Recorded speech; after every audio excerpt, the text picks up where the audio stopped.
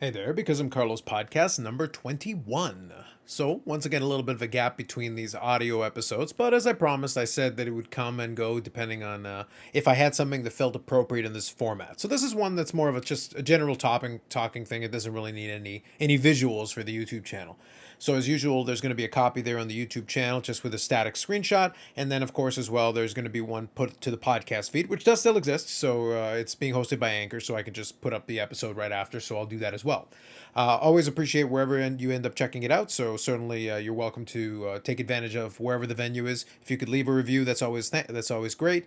And otherwise, if you're on the YouTube version, you can certainly leave comments in the comment section. That allows me to see them, and I try to respond to them as best I can. So, I'll put the little plug there at the beginning.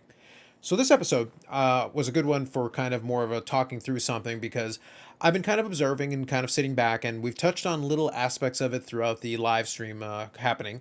One other thing I'll mention that I think wasn't the case when I recorded the last episode is for the summer I've been doing the live streams on Fridays at 8 p.m. Eastern, so that's going to continue. I'll make the plug again at the end of this version, however long it takes.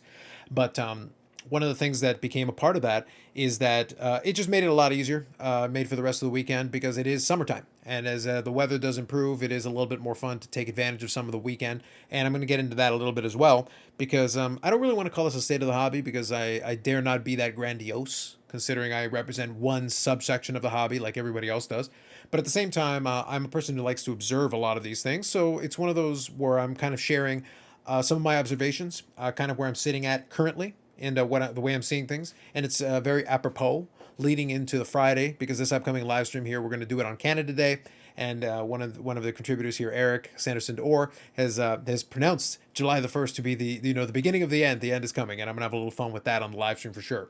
But at the same time, there are elements of it that fit into the normal narrative, and then obviously we've got other factors that are going to throw in, and I want to talk a little bit about that and kind of how that has affected in a couple of different areas that I want to discuss here. So that's why I'm not sure how long this episode is going to take, but I'll try to go through a couple of different ones that I've been thinking about the last little while.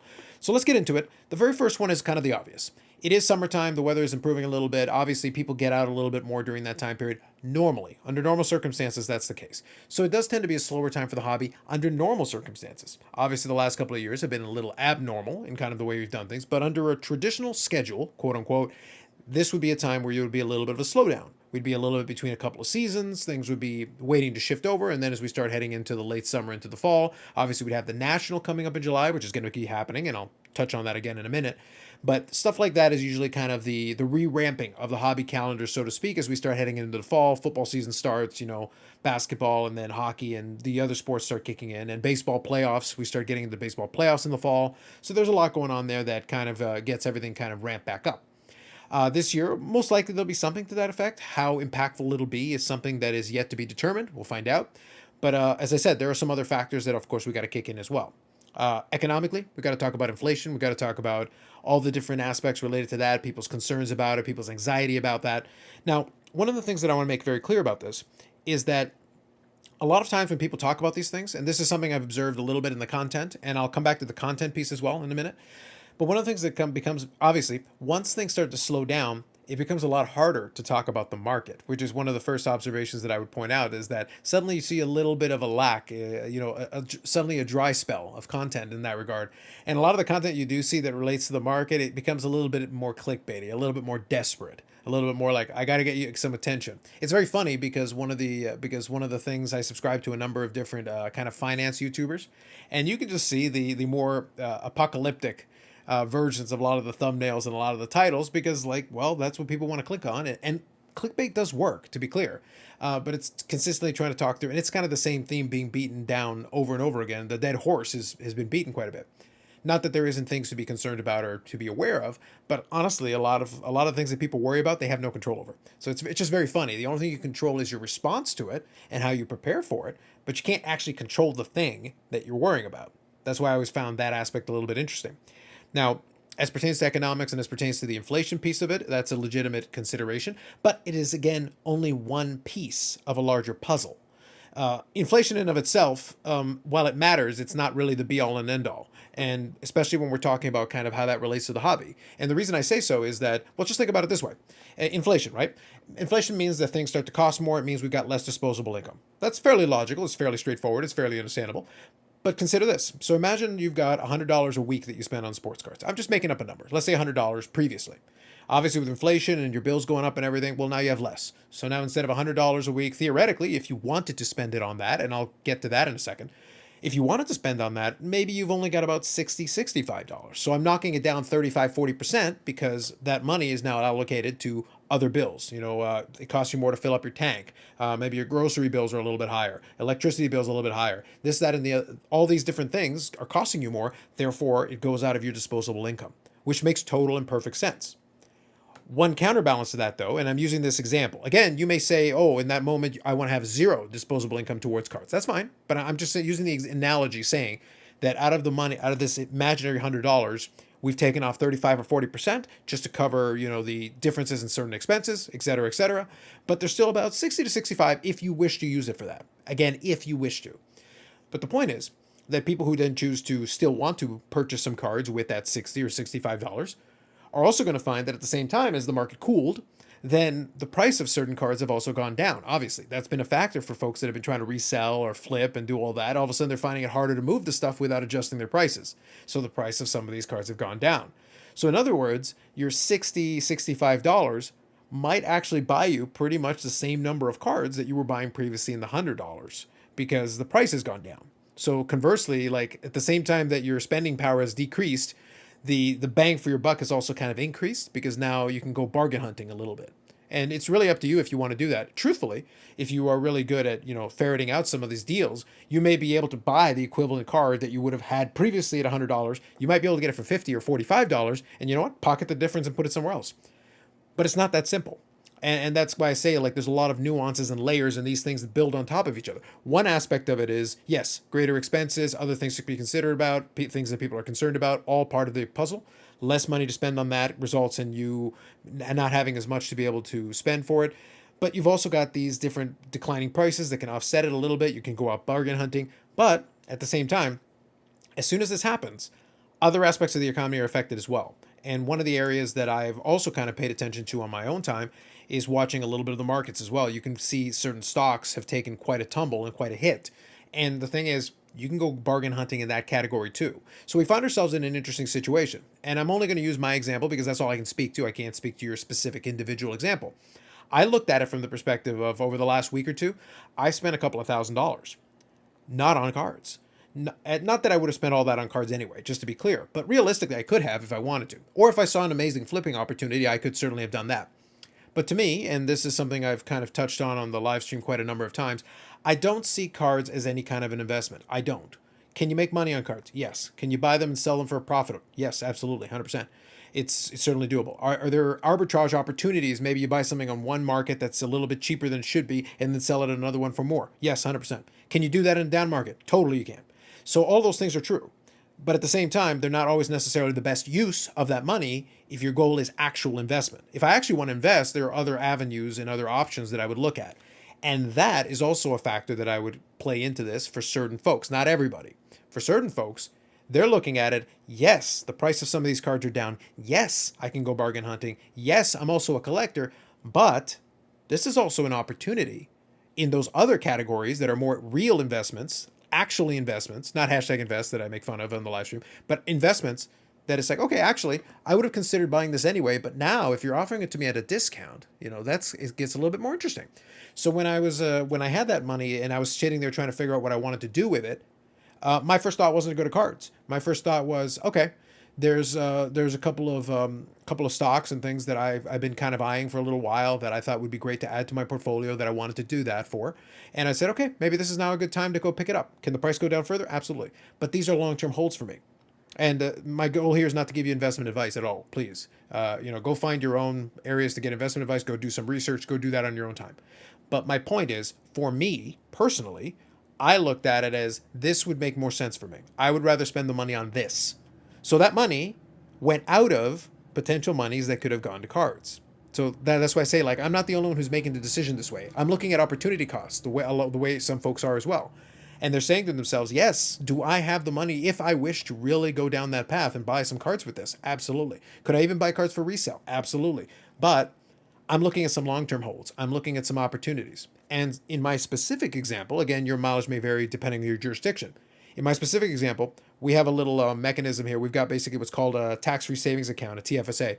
And specifically, the reason why it's appealing is that in addition to being a savings account, which you can do that, and you can buy various mechanisms and instruments that go along with it, but you can also actually create an investment account that is set up under this category that's a registered investment account. And what happens is, up to a certain limit, and I'm not going to go into all the particulars because it would bore you, but the point is, you've got a certain limit that you can put into it based on how long you've been available in that program. They started in 2009. I have been there the whole time, so I've got the full limit potentially available to me. That means that up to that limit, you can then put money into that account, even an investment account in this case, that's registered under this, and any money you make out of it is completely tax-free. It is tax exempted because the money that you put into it was already taxed in the first place. So this is a mechanism by which you can build wealth or make money or do whatever with a more traditional investment if you wish. So if I'm looking at it as a long-term hold, it makes more sense for me to put some money in there, buy some stock inside of that, take advantage of the tax advantage as well, and then I kind of get the best of both worlds. And that's more of a long-term view looking at it. I'm not looking at the next 6 months or the next year or the next 2 years. I'm looking for down the road. I would like to buy some of the stock and be able to hold it long-term. Every quarter I get some dividends out of it, slowly build up that over time, get more dividends as we go along, and there you go. So that's just one aspect of an overall kind of view on a portfolio. But if you're doing that, that money that gets spent there is no longer available for other things. So the way I'm perceiving it is, the market is down in terms of cards, coming back to cards now. The market is down in terms of cards, yes. People have less disposable income because of inflation and other considerations. 100%, yes. But at the same time, even the folks that have a little bit of disposable income and could take advantage of these bargains, quote unquote, and maybe will do so, but to a lesser degree, are also looking at other categories where they sense some opportunity. There's going to be some weakness in real estate probably. Not a category that I can get into. I don't have that kind of money sitting around. But I would be looking at that if it was something, if the market cools down sufficiently. It's already been doing that a little bit. But yeah, if you can get some real estate and get a better deal, yes, the interest rates are higher. But at the same time, if you can get a better deal on the front end, then the interest rate is on a smaller number to begin with. So you can kind of make it work on that side of it. That's more like a business mindset, like long-term wealth building and all that aspect of it. And your mileage may vary. You got to do your own thing. My point is that there are people with disposable income who would otherwise be participating in the hobby market, and maybe it would actually hold some of these prices a little stronger, but they're actually taking money out of that and saying, oh, there are some opportunities over here that maybe are better for me long term. And that's an aspect of it that doesn't get talked about enough because people forget that, yes, cards exist. They're a hobby. They're actually very enjoyable. They're a fun. They're a good time. I had a good time just this past weekend doing 3 different live streams, including my own, where I got to talk about the hobby the whole time. I'm still a collector. I still participate in it. But I can tell you, and just using this example to try to give you one illustration, one person out of billions, this is the approach that I'm taking, is that as someone who collects very consistently and buys aggressively. I was having a conversation yesterday with another collector where I said, over the last 3 years, basically, since just before the pandemic, all the way through the pandemic, I took advantage of the opportunities that presented. As the market got super hot, certain cards that I'd been looking for in some of my collections and some of my projects that were a little tougher to come by, suddenly came out of the good woodwork and became available. So I was able to get some grails that I'd wanted to have for my collection. That was a huge thing for me. I was able to finally cross them off my checklist after years and years of looking for them. But now we're kind of on the other side of that. As the prices have started to come back down, all of a sudden the grails and the tougher to find stuff that might be interesting to me has suddenly dried up. It's not available. You know, my saved searches are not bringing up very much these days. And it's one of those things where I don't feel like I have to spend money just for the sake of spending money. I go back to my example from a little bit earlier. I know I got deep in the weeds there a little bit for some of the considerations of thinking about other things, TFSAs and all that. But the point was, well, if I'm not seeing what I'm looking for in terms of the cards, even from a strictly hobby perspective where I don't care about the ROI necessarily, I'm still thinking about it from the perspective, okay, but you know, long term, it benefits me. If I've got this money that I could be using for whatever, technically, okay, in that case, I'd rather just think of my longer term. I'd rather just take care of some opportunities for myself while this is going on, because I take a look. I scan my safe searches. I've got my eBay, I've got my various eBay safe searches, and I've got my eBay watch list, and my watch list has almost 100 items on it. Obviously, a lot of people have more, a lot of people have less, but the point is, I've got almost 100 items on that watch list, and I've scoured through it the last couple of days, the last couple of weeks, and a lot of that stuff has been on this watch list for a long time. And the reason it's been there for a long time is because the price wasn't to my satisfaction. Even when the market was hot, I thought the price was a little bit high. And some stuff has slowly started to come down a little bit, but it's still not at a price I'm happy with. So just looking at it from one person's perspective, I'm sitting with a little bit of cash if I wanted to play in that market, but I need to see the price that I want to see. Whether it's for my personal collection or whether it's for a possibility of maybe doing a flip at some point, I need to see the price that I need to see. And some of the sellers haven't caught up to this. So let me shift over kind of from the buyer a little bit, and then I want to talk about the sellers, and I want to talk about shows a little bit. So I'll talk about a couple of different categories, and that'll be the end of this podcast. So, and if any of this interests you or if you've got any thoughts on it, almost all of this is my opinion, just to be clear. This is strictly my opinion, just some thoughts that I'm sharing with you that I've had the last couple of weeks, in particular, that I've been really thinking about more deeply, and I'd love to get your opinion on it. So if you are on the YouTube version of it and you do have access to that comment section, I would love to get some thoughts from you on that, on any part of anything I'm talking about, your own experiences or however it relates. But thinking about from the seller's perspective, what I'm seeing, and this also leads into card show thing, from the expo when I was looking at it firsthand, watching it firsthand, and watching vlogs and things in the weeks that have gone since, what you're seeing over and over again is that for some sellers, it's starting to slow down. And by the way, to be clear, they always make note of this in a lot of these vlogs. The foot traffic is still there in a lot of cases. The expo, even though obviously it wasn't the ideal setup and everything, there was plenty of foot traffic in a lot of areas. There were people around, that were looking around, but not a lot of people were in a hurry to throw cash down on the table. Not that no deals were made. There definitely were dealers. And again, I was one of my buddies there was set up, and I was able to see firsthand that he was able to make deals, but he was willing to adapt his prices. He understood what he had into the items that he had. He understood what would be profitable for him, and he didn't try to squeeze out every last penny. As a result, he was able to generate and build up deals and more than pay for his trip, walk away with a nice little profit, move some cards to the point that by the time he got to the last day, he was, he had piles on some of his showcases. Well, by the end of the day, they were down to single cards, and he was just kind of spreading things out. So he had moved cards. It is possible. But you have to understand what you were buying in for. So if you're trying to pay 95% of the last comp and then trying to get 100% of the last comp, well, you're probably in trouble because the comp has dropped. So that's going to be problematic for you. And that's with all the regular peculiarities of comps anyway, and the danger that is trying to rely on that as gospel. The point is the dealers that were willing and able to adapt were still able to make deals. Dealers that only relied on high end, they're going to struggle. And at the time that I'm recording this, if you've seen a little bit of it, the LeBron logo man sold on Golden this past weekend, and it sold for $2.4 million with a buyer's premium, which is a lot of money. It's more money than most of us will ever have in a lifetime. But in relative terms to the expectation, it fell well short of expectation. Why? Well, there might have been some issues with the Golden platform itself. That's a theory that's being posited out there. It might also be that some folks are kind of sitting back going like, yeah, I was interested.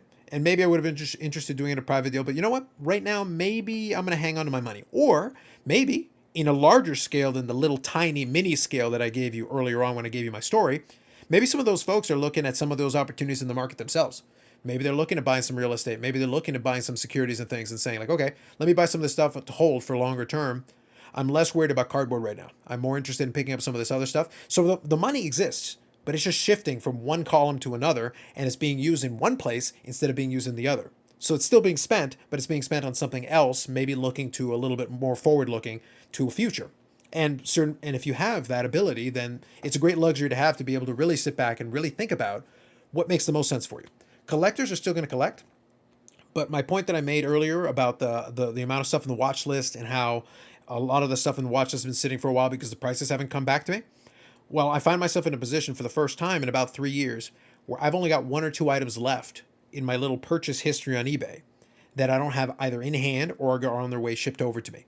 I'm about to actually have the purchase, little tab be empty for the first time in over 3 years because I'm usually an aggressive buyer buying not huge high-end stuff, but I'll buy like moderate stuff that fills in collections for my player collection, for some set I'm working on or this, that. But I'm not seeing prices that I'm satisfied with on a lot of this stuff. And I'm not in a rush to go suddenly throw the money out there, even though I have it and I'm willing to under the right circumstance, but it's got to come at the price that makes sense to me.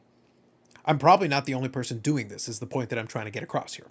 So people that are really thinking about that are sitting there like, yeah, no, I'm willing to buy, but I'm sorry, Mr. Seller, Mrs. Seller, whoever, your price is going to have to come back down to the level at which I'm happy because guess what? As the market goes down, as these other expenses happen, some other folks don't have as much money to play to wade in those waters. So this is my offer. And I found that even in some of the stuff on that watch list, I've tried to reach out to some of them and make offers. and they would counter, and their counter would be only a couple of dollars off their starting price. So in reality, like, they're obviously not willing to really deal more seriously yet. They're willing to hang on to it and just try to hope that the market comes back up to them and that they're able to move it. Although when the market was hot, the cards are still there in that watch list. So we'll see what that happens. Going back one more time to the shows, just to quickly touch on that before I finish this off. One of the other observations that I had, going in that same vein of people not necessarily being eager to throw money down on the table, is the amount of folks that are looking at the possibility of doing trades. Really, what that is indicative of to me, just my opinion, is indicative to me of folks really looking for an opportunity to, yes, they would like to move some stuff around, maybe move some cards that they're sitting on that maybe have gone down or whatever the case may be. And they are interested in getting some other cards in. So it's not, again, it's not a lack of interest. It's not like they suddenly stop caring about the hobby and they don't want to go to shows or whatever. No, the foot traffic is there to a certain degree, maybe less so in some categories. But they are only interested if they don't necessarily have to throw more money into the pot. If they're not going to throw new money into it. They're willing to sell a card and take the proceeds to potentially purchase something else. They'll let the hobby feed itself, but they don't necessarily want to throw new money in when maybe there's some other opportunities elsewhere or more personal day-to-day considerations. Like, if I have to choose between paying my mortgage and buying a card, we're paying my mortgage. Again, if you're in that situation, well, then obviously pay your mortgage. Focus on the more important thing. But put food on the table, put a roof over your head, make sure you take care of that first. But I'm speaking to people who have that covered, who have a little bit of disposable income and are just making decisions about how to allocate it. So it could be a case where they're still buying cards, but maybe they're buying smaller cards. Maybe they're buying more, specific stuff, just a little bit at a time instead of maybe buying big bulk lots or larger cards or whatever the case may be. But that means that in that environment, in that market, that means that the sellers are going to have to be a lot more savvy and a lot more clever and be more adaptive to the market and to the situation that they're facing, or they're going to find themselves sitting on the same stale inventory week after week, month after month, until the situation changes. And I have no better indicator than you do about when that's going to be. Your guess is as good as mine on that one. But it'll be interesting to see. I expect to see more trade offers, quote unquote, and that kind of thing in lieu of cash. And that's going to be something that's very interesting. The money diversion thing is going to be interesting. I think there's going to be less transactions, even less than what we're seeing right now, because we're already seeing a decline in that.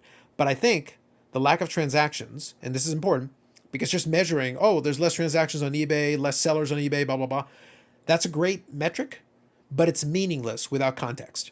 The context is critically important, because if the reason why stuff isn't selling is because the sellers haven't adapted their prices and are asking too much, well, then I wouldn't expect it to sell. And then if they get frustrated and go off the platform because they can't sell their overpriced stuff, again, that's a meaningless metric. It was basically a showcase, a museum, because at that point, well, less listings, who cares? That stuff was never going to sell anyway.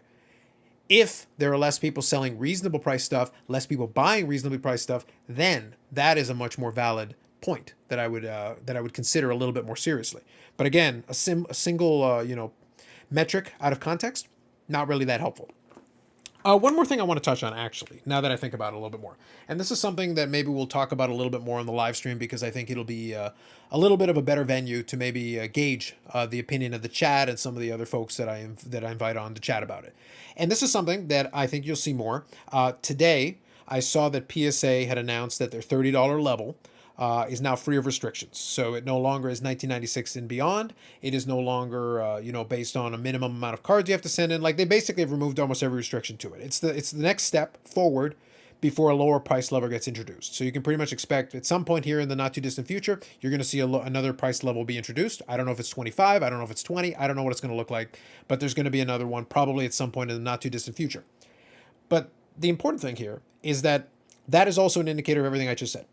As people start taking what disposable income they have, again, I'm assuming that they have it. For those individuals, that's who I'm talking about. They're making decisions. They're adjusting themselves on the fly. So even people who are going to send in cards for grading, and there are going to be some who are going to send it for grading regardless, instead of sending 50 cards, they're going to send 25. Instead of sending 25, they're going to send 15. Instead of sending 15, they'll send 10. They'll adapt accordingly, not because they're not interested in having the stuff graded, but because they're being pickier about what they grade. The same way that the buyer is being pickier about what they buy. And the reason for that is, okay, I've got a certain amount of money to do this. Either I'm looking to flip, but stuff is moving more slowly, so maybe I'm going to be pickier about what I choose. I got to make sure I pick stuff that can move, stuff that is liquid, stuff that people are interested in, that'll be helpful to me. And at the same time, I'm also going to wait. In some cases, I'm going to have a little pile that's going to wait for a lower price point, because look, I'm willing to send some stuff in for grading, but only when the price point hits this. And I wouldn't be too surprised if it isn't sooner rather than later, not only because of what I just said about PSA, but at the same time, one of the other indicators I use is I look at SGC. They were already pretty quick at the turnaround, but the turnaround is just getting quicker. And anytime I see, okay, now you're removing restrictions over here, and over here you're getting quicker, it's telling me the volume of stuff coming in is starting to drop off. It means you've got more than enough capacity to handle it, and now you're having to manufacture ways of keeping the wheels moving, because now you've got these graders, and the only thing you don't want them is them sitting on their hands. That's the goal, the one thing you want to avoid, because you're paying these people to do a job and you want them to be able to do the job. And right now it's going to be very tricky in this marketplace to be able to convince people to send in volume. The volumes are going to drop. Those volume drops are going to prompt additional price competitiveness, which is good for the consumer. So if you are holding some stuff and you are able to get it graded and would like to get it graded, well, then this may be a really good time for you coming up not too distant future from now. I could expect SGC probably will have to seriously look at maybe dropping the price. I assume they'll wait for PSA to make the first move. I don't know, but that's just a pure guess on my part. But at a certain point, they're going to have to look at their own bottom line too, because they don't want their graders to sit idle. It's great to be able to turn things around in a day, but if you're able to do that because literally one card comes in and that card comes straight out, that's not a good long-term business model. You still want the graders to have something to do. You don't want to build up a backlog, but you want enough work to do so that, hey, everybody's got something to do while they're here. So a lot of things to think about, a lot of things I'm chewing on, and things that I'm going to work through in other videos upcoming this summer. I'm not out of ideas as far as videos are concerned, but I did want to put this one out to put some general thoughts out there. I covered a lot of ground on it, so if you've got any thoughts or comments, I do welcome them. As always, I do appreciate those that take the time to either watch or listen in whatever venue you end up checking it out at. It is available on YouTube on the Because I'm Carlos YouTube channel, as well as the Because I'm Carlos podcast, which is available on, I guess, iTunes, Spotify, wherever you get your podcasts, audio podcasts. If you could leave a 5-star review, if that is even available, I really don't know. I haven't checked. But otherwise, on the YouTube one, like if you like the video, subscribe to the channel if you haven't already. And otherwise, thank you very much as always. I do welcome your comments and thoughts. That's it for now, and I'll catch you in the next one.